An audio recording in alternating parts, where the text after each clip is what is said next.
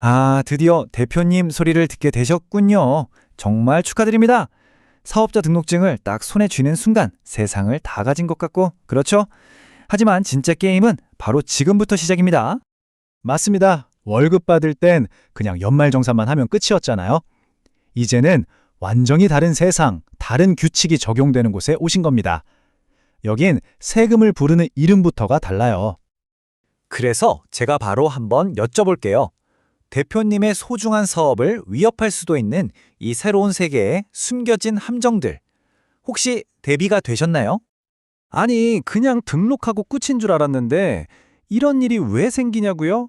정말 사소한 몇 가지를 놓쳤을 뿐인데 나도 모르는 사이에 가산세가 붙고 받을 수 있었던 수백만 원짜리 혜택은 그냥 날아가고 연말에는 생각지도 못한 세금 폭탄을 맞을 수도 있다는 거죠. 하지만 너무 걱정부터 하실 필요는 없습니다. 지금부터 제가 하나하나 짚어 드릴 거거든요. 이 필수 체크리스트만 잘 따라오시면 방금 말씀드린 그런 위험들 다 피해갈 수 있습니다. 자, 그럼 첫 번째 단계부터 시작해 볼까요? 사업이라는 배를 힘차게 띄우기 전에 배가 가라앉지 않도록 금융의 뼈대를 아주 단단하게 세우는 일입니다.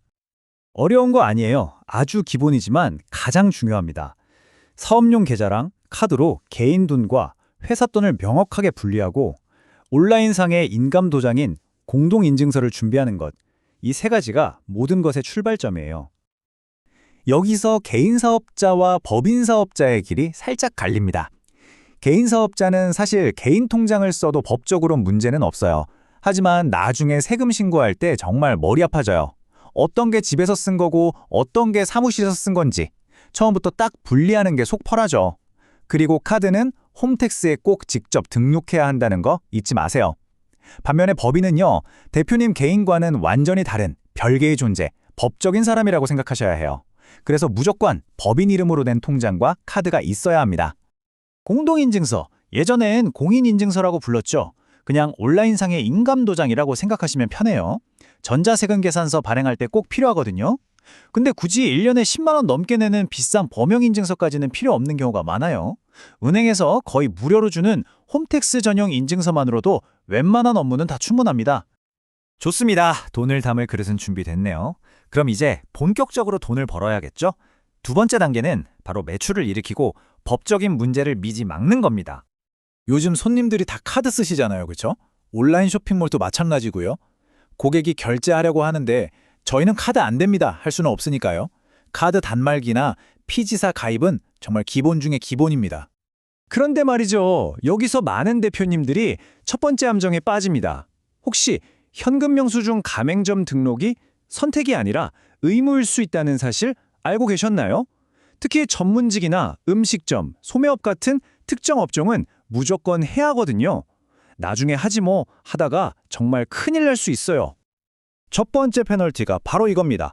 만약 의무 발행 업종인데 현금 영수증 발행을 안 했다? 그럼 그 금액의 5%가 바로 가산세로 나옵니다. 예를 들어 100만 원어치 현금으로 팔고 발행을 안 하면 5만 원이 그냥 세금으로 더 나가는 거예요. 근데 여기서 끝이 아니에요. 이게 더 무섭습니다. 국세청에서 대표님 현금 영수증 감행하셔야 합니다 라고 했는데도 무시했다?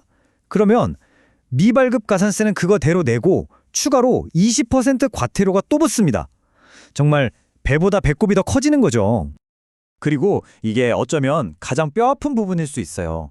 이런 기본적인 의무를 안 지키면 나라에서 창업하는 분들한테 주는 정말 파격적인 세금 감면 혜택이 있거든요.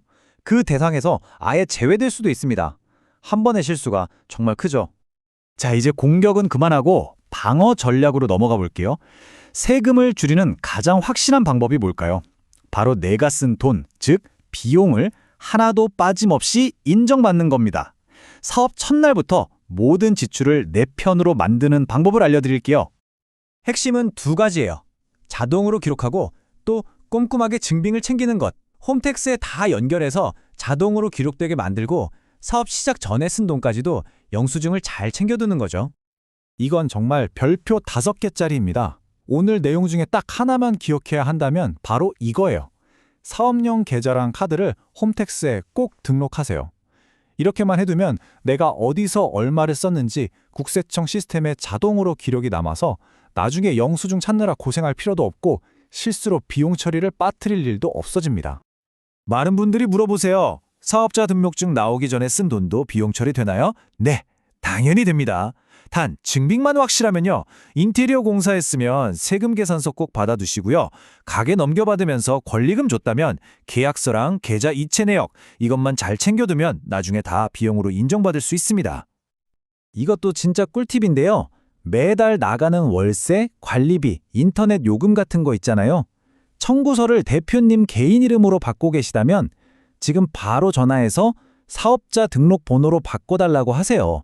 그래야 매달 꼬박꼬박 세금 계산서를 받아서 부가세도 돌려받고 비용 처리도 아주 깔끔해집니다. 좋습니다. 이제 혼자서 하던 단계를 지나 사업을 키워볼 시간입니다. 사업이 성장하려면 결국 사람이 필요하고 또 나보다 더 잘하는 전문가의 도움이 필요하거든요. 마지막 두 단계는 바로 사람 관리와 전문가의 지혜에 대한 이야기입니다. 사업의 스케일을 키우기 위한 필수 과정이죠. 첫 직원을 뽑는 그 순간 대표님은 법적으로 완전한 사장님이 되는 겁니다. 가장 큰 변화는 바로 4대 보험이에요. 우리 회사를 4대 보험 사업장으로 등록해야 하고요. 바로 그 순간 대표님 본인의 건강보험료 내는 방식도 달라집니다. 지역가입자에서 직장가입자로 바뀌거든요. 이건 정말 중요한 변화니까 꼭 기억해 두셔야 해요. 세무사한테 맡기는 돈 아깝다고 생각하실 수도 있어요. 근데 절대 그렇지 않습니다. 단순 기장 대리가 아니라 우리 회사의 재무 파트너를 얻는 거거든요. 사업 초기에 손해본 거 잘 기록해뒀다가 나중에 이익 났을 때 세금 깎는 데 써주고 이거 비용 처리 될까 말까 애매한 것들 확실하게 처리해주고 자칫하면 수백, 수천만 원짜리가 될 수 있는 신고 실수를 막아줍니다. 최고의 투자라고 할 수 있죠. 자, 그럼 오늘 우리가 함께 걸어온 길을 한눈에 정리해볼까요? 금융기초부터 매출 준비, 비용 관리, 그리고 성장 단계까지 총 9가지였죠. 이 체크리스트가 사업 초반에 대표님을 지켜줄 든든한 갑옷이 되어줄 겁니다. 네, 이제 월급 받던 세계를 떠나 사업 세금의 세계에 오셨습니다. 처음엔 좀 복잡하고 낯설게 느껴질 수 있어요. 하지만 오늘 저랑 같이 이 지도를 한번 훑어봤잖아요. 두려워할 필요 전혀 없습니다. 충분히 잘 해내실 수 있어요. 자, 이제 모든 준비는 끝났습니다. 힘차게 앞으로 나아가시면 됩니다.